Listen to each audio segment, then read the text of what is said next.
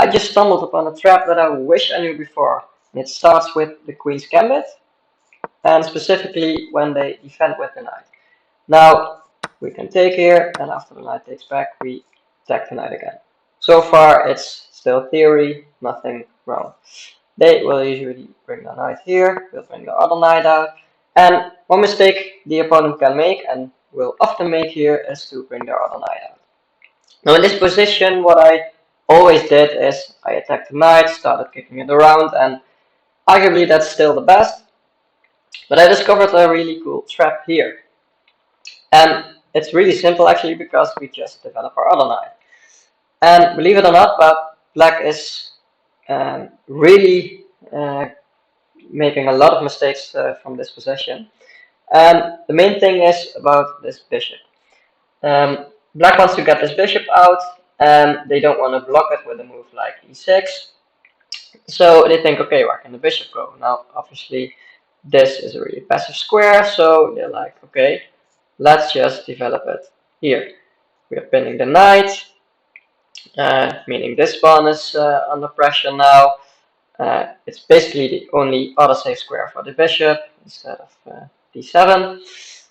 And then afterwards they can play moves like e6. And okay, they're fine. They think so.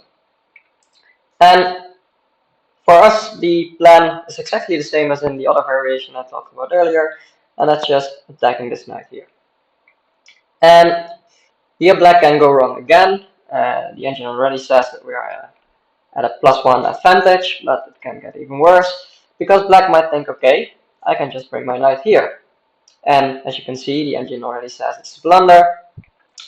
But the reason isn't really obvious, because this knight is pinned, right? If we take, they take our queen. So what do? Well, we take. And as you can see, it's a brilliant move, and I'm going to show you why. Because yes, they can take our queen, but then we will follow up with bishop b5 check. And notice the king can't move, so they have to block in some way. Now they have three options. One is just to block with the queen and lose the queen immediately, so that's no good, obviously. So there's two other options. Now, if they block with the knight, we can just take the knight, and after they take our bishop, sorry, they have to take our bishop, I should have explained, because the king can't move anywhere. So we can just take back, and after king takes, we can still take our bishop that's hanging here, and we're up a piece. So that's no good either. So the only real option that's left is blocking with this pawn. Now, in this position, we can actually take. And it looks like, okay, we've just sacked our queen, and we didn't win our queen back, so this is actually good. But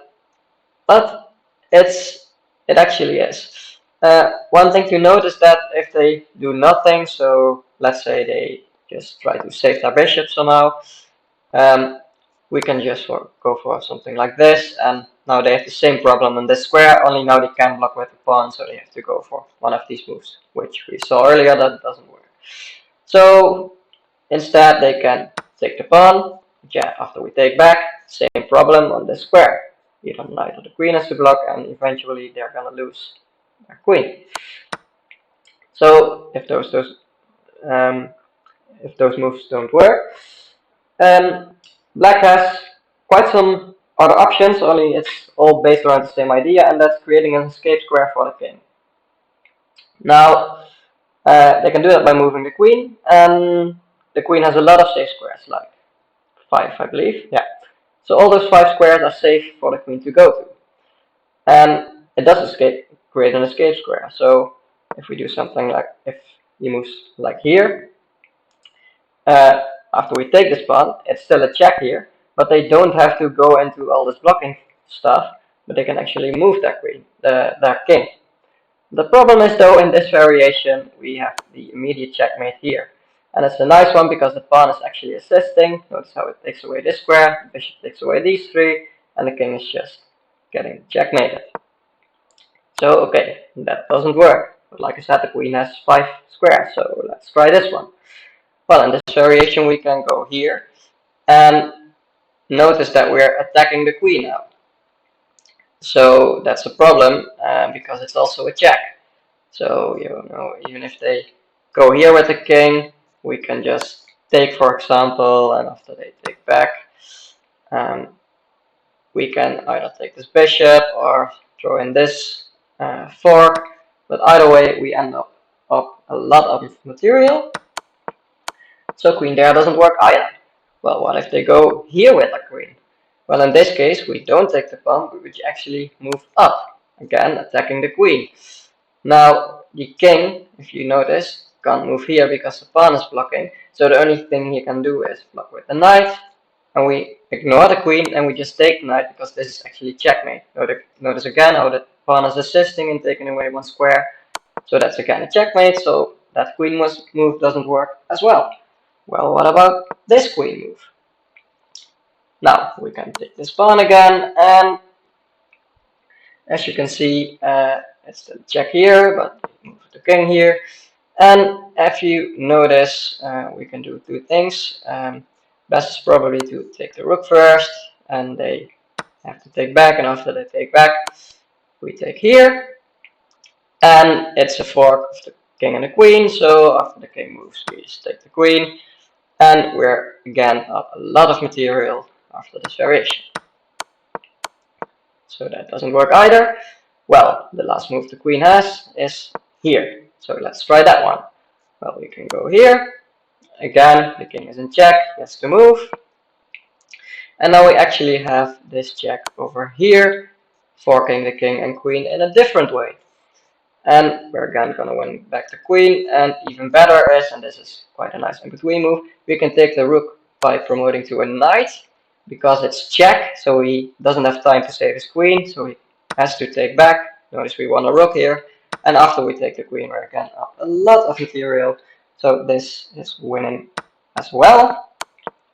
So if all those queen moves don't work, the only try black has is really to attack our bishop. And we have to be careful here because in all the other variations we were either taking or pushing. But if we do that now, so let's say we take, they can just take our bishop because that's the piece that's checking him. And now he's out of trouble, his queen is saved, and we're just losing. So we can't do that. But what we can do is actually go for this check. And even though they can take our bishop now, we are attacking that queen. So we can just take the queen, and let's say they take back with the rook. The best here is to move our bishop here. Notice how we're attacking this knight, but the simplest is actually just to take this bishop. We're up a lot of material, we won the bishop, so that's also good. So yeah, a lot of variations in this, but everything is winning, and yeah, basically it's quite natural for black to go into this because after the knight is attacked, the other option they have is to either go here and probably get kicked around even more, and the best move is actually to go back. But no one wants to do that because yeah, they're behind in development a lot. And even if they do that for us, it's completely okay because we are up in development a lot. So yeah, this is a really nice trap, and I hope you can trap some opponents with this as well. So yeah, thank you for watching. Bye bye.